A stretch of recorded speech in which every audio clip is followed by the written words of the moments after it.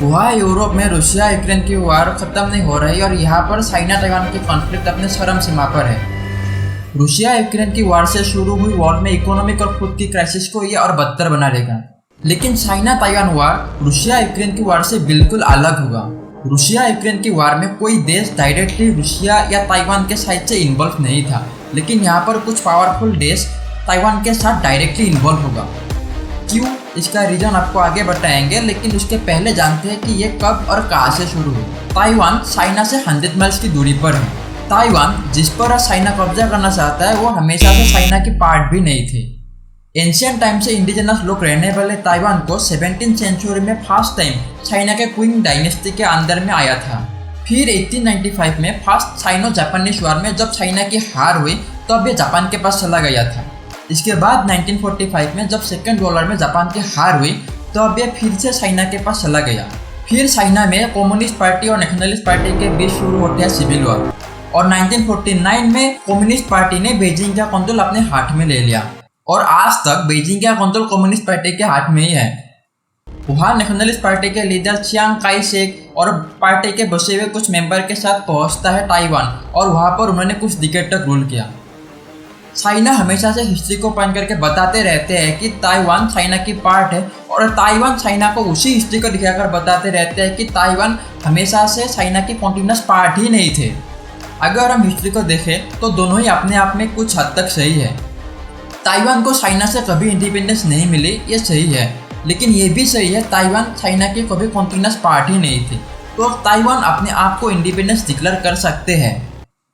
अभी ताइवान के पास अपना सिलेक्टेड गवर्नमेंट, करेंसी, मिलिट्री और एक वाइब्रेंट डेमोक्रेसी भी है। वाइब्रेंट डेमोक्रेसी जो कि चाइना के पास बिल्कुल नहीं है। लेकिन सिर्फ ऐसा 13 कंट्री है जो ताइवान को एक कंट्री का दर्जा देते हैं। ये उन्हीं 13 कंट्रीज है जिसका चाइना से कोई डिप्लोमेटिक रिलेशन नहीं है।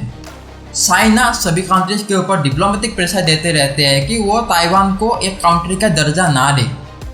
यहाँ पर एक सवाल आता है, सिर्फ 13 छोटे छोटे कंट्रीज से रिकॉग्निशन मिलने के बावजूद चाइना का ताइवान के ऊपर अटैक क्यों पूरे वर्ल्ड के लिए प्रॉब्लम है? भले ही ताइवान को सिर्फ 13 छोटे छोटे कंट्रीज से रिकॉग्निशन मिला हो, लेकिन USA, Japan, France, European union, Hong Kong के साथ ताइवान की अनऑफिशियल डिप्लोमेटिक रिलेशन बहुत अच्छा है। पहले तो यूएसए सिर्फ चाइना को रिकॉग्निशन कर रहा था, लेकिन 2021 में यूएसए प्रेसिडेंट जो बाइडेन ने ताइवान को मिलिट्री सपोर्ट करने में मंजूरी दी।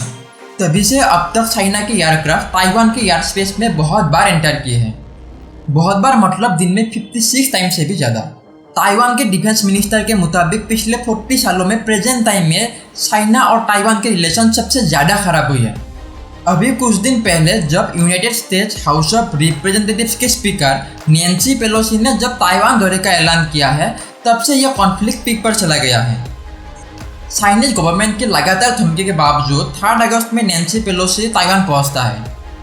उनकी पहुंचने के बाद से ही चाइनीज आर्मी अपना मिलिट्री ट्रेनिंग बहुत ज़्यादा तेज की है और बहुत बार चाइनीज एयरक्राफ्ट ताइवान की एयर स्पेस में एंटर भी किए हैं। बहुत बार मतलब दिन में 32 टाइम से भी ज़्यादा।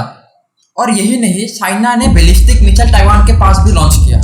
ताइवान मिलिट्री खुद को पूरी तरह से प्रोटेक्ट करने में सक्षम नहीं है, लेकिन ताइवान को यूएसए की सपोर्ट है और यूएसए को क्वाड की सपोर्ट है। क्वाड में जापान, ऑस्ट्रेलिया और इंडिया है, तो अल्टीमेटली एंड में ये एक वर्ल्ड वॉर के रूप ले लेगा। चाइना ताइवान की वार से वर्ल्ड में इकोनॉमिक और टेक्निकल प्रोडक्ट्स में बहुत बड़ा संकट आएगा। ताइवान इकोनॉमी वर्ल्ड के लिए बहुत ज़्यादा इंपॉर्टेंट है। दुनिया की डेली लाइफ में यूज बहुत सारे इलेक्ट्रॉनिक प्रोडक्ट्स, फोन से कंप्यूटर तक, वॉचेस से गेमिंग कंसोल तक, उनमें जो चिप यूज होते हैं वो ताइवान से ही आते हैं। TSMC या ताइवान सेमीकंडक्टर मैन्युफैक्चरिंग कंपनी, ये एक ही ताइवान की कंपनी पूरी दुनिया की 65% कंप्यूटर चिप्स मैन्युफैक्चर करते हैं जो कंज्यूमर और मिलिट्री दोनों ही यूज करते हैं। तो चाइना ताइवान के कंट्रोल अपने हाथ में लेने के बाद चाइना को वर्ल्ड की one of the most important company के कंट्रोल मिल जाएगा। तो अल्टीमेटली चाइना ताइवान की वार से वर्ल्ड में इकोनॉमिकल, टेक्निकल और बहुत सारे कंट्रीज की सिक्योरिटी कोलैप्स हो जाएगा।